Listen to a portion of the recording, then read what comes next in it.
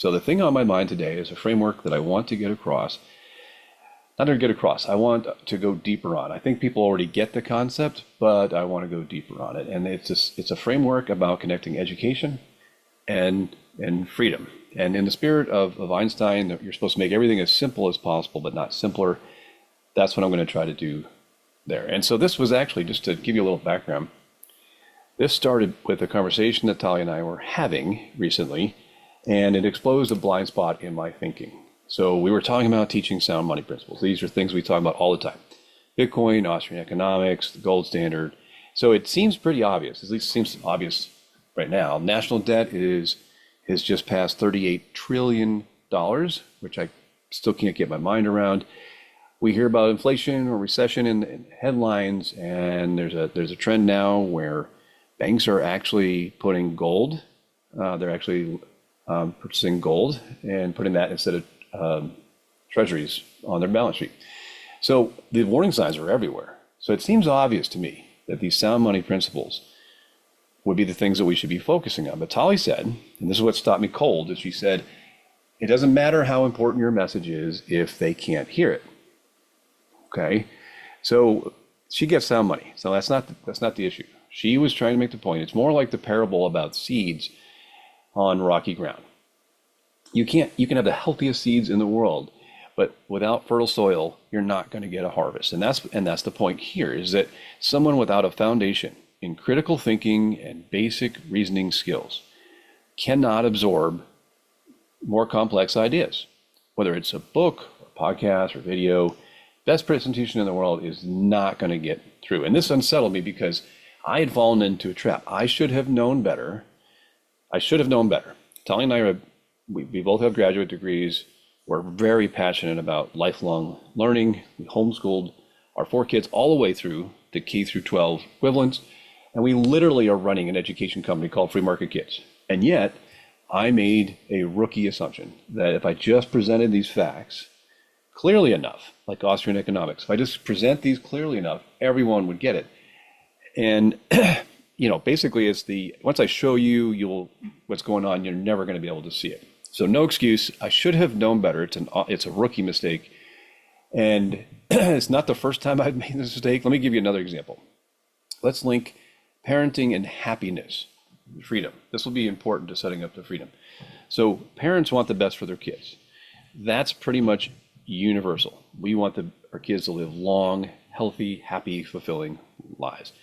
Our incentives as parents, our incentives are aligned with the kids in a way that no one else's are. Most people will nod along to this and you say, yes, it's basically like a natural law. And there's some that disagree. We'll get to those in a second, but it feels like a natural law, right? Parents align with kids. So this is where it gets a little bit more interesting. So if you think about what actually makes people happy, so you want the best for your kids, you want them to be happy and fulfilled.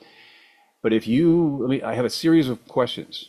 These are meant to be a little rhetoric, but you'll see where I'm going. So if you don't own what you produce, how motivated are you to create something new and great? Probably not so much.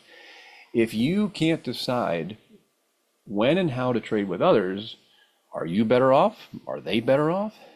So if you could only say things others approved of, how would your thinking develop over time? I have just a couple more of these things I just want to get out there. If you had no way to defend your home, protect the people you love, how safe would you feel? If in your private spaces, both the physical and in the digital world, if they could be invaded at any moment, could you ever really relax, right?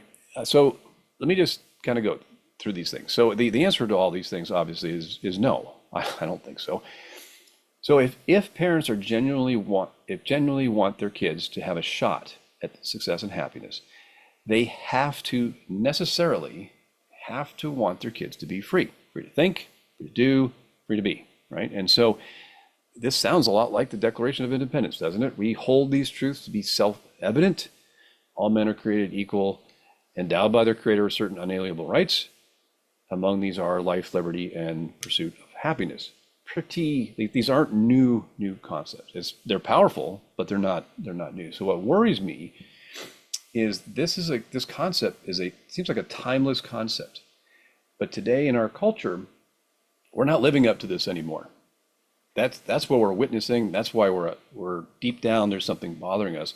Something has shifted since the founders wrote those words. And how did something as fundamental as the Bill of Rights? A lot of those questions you heard in there, obviously, you could tell I was thinking of the Bill of Rights and some Austrian economics. But how do we let something so amazing slip, right? And so there's this was when I was in the military. There was a thing about silent vigilance. The thing that comes to my mind right now is constant vigilance. And going back to the founders, I'm thinking of Ben Franklin when he said there was a question that was posed to him. He came out Independence Hall, and do we have a monarch or republic? And he basically answered, we have a republic if you can keep it. If he could say us today, I think he'd be pretty disappointed. The government, third parties have their fingers in every aspect of our lives. And his quote, it's a republic if you can keep it, is basically a warning. A free society depends on its citizens. We have to be alert. And it's not a matter of just our rulers being nice, right? We have to be alert. The people have to be alert. So we had freedoms unlike anything the world had ever seen. And we're losing more and more of those freedoms every single day. So here's the thing about vigilance. It's really hard to maintain over a very long period of time. So think across generations. People need to understand fundamental principles and why they matter historically. And critically, the generation has to learn these concepts. Each generation has to learn those. This is why education is so important. So as a Bitcoiner, you'll appreciate this. I separate sound and fiat education. So most people intuitively, whether they're Bitcoiners or not, understand that education matters. I have found this to be very true after years and years in the space. But here's what I've also noticed, that what education really is, or what education really should be, that is not as well understood. And this is why I make a distinction between sound education, which is the real unbiased learning. That's what I think of when I say we need education. You have your fiat education, which is basically arbitrary standards, or even worse, you have things that are basically third-party incentives that are getting in the way. So sound education, that's what I'm referring to, is crucial to freedom and human flourishing. It takes real work. It would be so cool. We could just kind of go into the Matrix world and plug ourselves in and download all the skills like they do in that movie. This is not reality. Education is not a one-time, one-and-done type of thing. We need to learn and grow through experience. It takes sustained effort and energy over time to do this. Now, let me say here, just to make an analogy, is we understand this with everything else in our life. Our cars need maintenance, our houses need upkeep, otherwise they're going to fall apart. Our bodies, forget about the superhero movies. Real human beings need to exercise their entire lives if they're going to stay physically fit. Education works exactly the same way. It needs constant maintenance. The erosion of sound education starts gradually. If you're not doing something and then you don't do it again, and it can compound over generations until suddenly we find ourselves in a culture where it's rocky ground. The most profound ideas, like the Constitution, just can't take root anymore, just like those seeds on unfertile ground. Not because we didn't have something great, but because we no longer are able to understand and appreciate what they were. It goes back to Franklin's warning. The real question isn't who's taking our freedoms away, it's why are we giving them away? Education plays a huge role in whether our kids inherit opportunity for happiness or whether they inherit basically despair, right? And let's just keep going with this. Who would oppose sound education, right? Everybody wants freedom. They want the best for their kids. They want the next generation to be healthy and happy and fulfilled. This seems like a no-brainer. So logically, everyone should value sound education. Who would be against it? Well, in reality, the parents want these things for their kids, 100%, absolutely. But there's another side of human nature that is always present and we have to consider, and that is that there will always be people who want to control other people.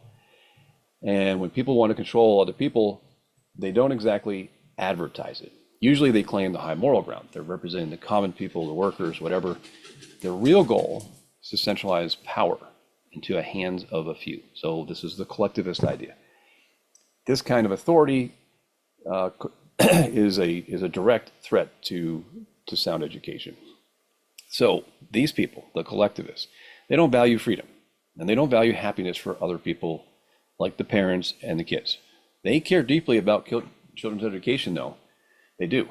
Specifically controlling what gets taught and who teaches it. Why? Well, it's pretty straightforward. If you're a Bitcoiner, you've probably already read this in other places, but churches and families and any other group that can influence people represents a threat to those who want central control. So it becomes critical to control the curriculum and instruction. It's critical for them. Conformity and obedience get valued. Critical thinking and independent speech certainly will get punished. So there's a quote from Lenin. It says it pretty clearly. It says, "Give me 4 years to teach the children, and the seed I have sown will never be uprooted." I think it's interesting that he talks about a seed there, and we started with that analogy, right? All right, so almost all the way through the thought process here and connecting the dots. The idea, though, is that this is also a one-way street. So the things that we're talking about with centralists wanting control, these are not distant historical examples that we can just ignore. It's not like things are different now. We're somehow different human beings. The scary part is a free society can voluntarily slide into a centralized control at any time. However, people living underneath an authoritative regime, they can never choose to be free. In other words, this is a one-way street, and it can happen today. I had an experience. I just ended business school. A friend of mine invited me to visit him in Venezuela. At the time, Hugo Chavez had just come to power within the last couple of years. He had inherited a country that had amazing advantages, amazing beaches, and I was there. I can attest to that. They're amazing. They have massive oil reserves. They had a prosperous economy. So, and it had been democratic. So you have this amazing thing. A lot of success stories there in Venezuela. When I visited, it was just a couple years after Chavez had consolidated power. People were starting to lose their freedoms. And there were some people, they knew it. You could see things like on the t-shirts and things like that, but they couldn't stop it. It had already metastasized. It was already too far along. They felt powerless to stop it. They didn't describe it to me, but you can go back now, and I understand better now, looking back where they were on this tipping point, because Chavez was dismantling checks and balances in terms of what he was doing with the Constitution, concentrating his power, nationalizing industries, price controls. Just you're going to pack the courts. You do everything that you just keep incrementally making it harder and harder for anybody to take back freedom. So one-way street, had a democracy, and it was in the process of being dismantled when I was there. Today, Venezuela citizens aren't free.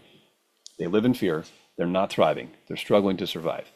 So I needed to check on these stats, but my understanding is by 2021, 95% of Venezuela's population was living in poverty. That is just horrible.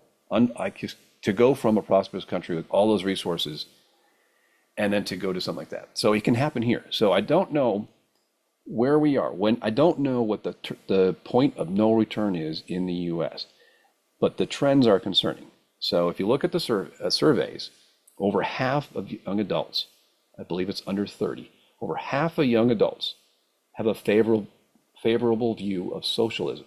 So think about that. I mean, a majority of young people are comfortable with ideologies historically led to exactly what I was just telling you about that happened in Venezuela. So the only way to stop this trend, the only way to stop the trend of losing our freedoms is to address education. So I'm really trying to reference a lot of different quotes. It reminds me of the George Orwell 1984 quote about whoever controls the past controls the future, and who controls the present controls the past.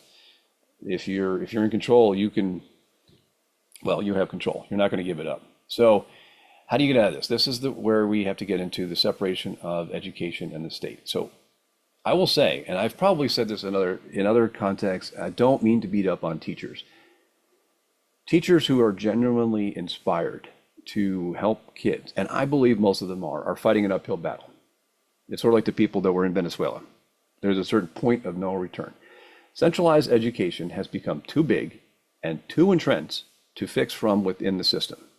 So we've basically outsourced our education to centralized planners, to the bureaucratic elites, and all these third parties like the unions. So if the people inside the system can't fix it, there's only one other option. And we need to separate education and state. And as Bitcoiners, we appreciate this. Of course, the solution is decentralized education. That's the parents. Here's the good news. And I've been kind of down all the way up to this point, but there's actually some really, really encouraging trends. Parents are taking self-custody of their kids' education. So homeschool has grown dramatically. It was over 200 million students 10 years ago or so. And now we're somewhere in the high 3 millions, maybe 4 millions. I need to look up the exact. But other trends, not only is homeschooling increasing, but micro schools are popping up everywhere. These are things where you can blend homeschooling co-ops with like a private school type of structure. And you have organizations like the Homeschool Legal Defense League or Legal Defense Association. They give parents resources to take on the bureaucracies that have these seemingly unlimited budgets. And you as a family, what are you going to be able to do to fight that? We have podcasts and alternative media that are breaking down all these centralized information control. And now you have AI and other technologies making education resources more accessible, more affordable to parents every single day. So ton of reasons to be optimistic. I am very optimistic about education, despite I don't like where we're at, but there's a lot of good things that are going on. So going back, the whole point of this thing was to connect the education and freedom. So as parents, we want the next generation to have maximum opportunity for success and happiness. This is only possible if they live in a free society. And freedom is only possible with an educated and vigilant people. So Bitcoin in this sense, education in this sense isn't what the government or social scientists or bureaucratic administrators are saying. That's the fiat education.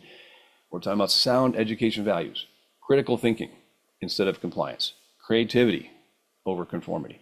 So going back to the analogy from the beginning of this, from this talk, is sound education is the way that we create the fertile soil ready for principles like sound money, sound government, and other first principles to take root. So sound education is decentralized. It is with the parents, and the responsibility is with us, right? It doesn't necessarily mean homeschooling. I am obviously biased towards that. This homeschooling podcast, Bitcoin homeschooling podcast, we go to conferences. Obviously, that's what we choose. But you don't have to be a homeschooler in order to take self-custody of education. So it doesn't matter what program you use. It is about you being involved, you making a decision. It starts with intentionality and commitment. So that's my framework on if we want the best for our children, we necessarily want freedom. And if we want freedom, we have to have an educated people. We have to have sound education.